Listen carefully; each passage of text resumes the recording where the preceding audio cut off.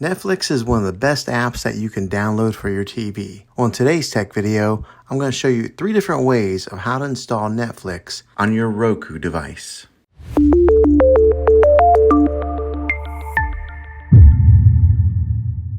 It can be really frustrating if you want to watch some of the great content that is on Netflix and you find that your TV is unable to download it. If your TV is an older model of smart TV, then it could prevent you from downloading this app.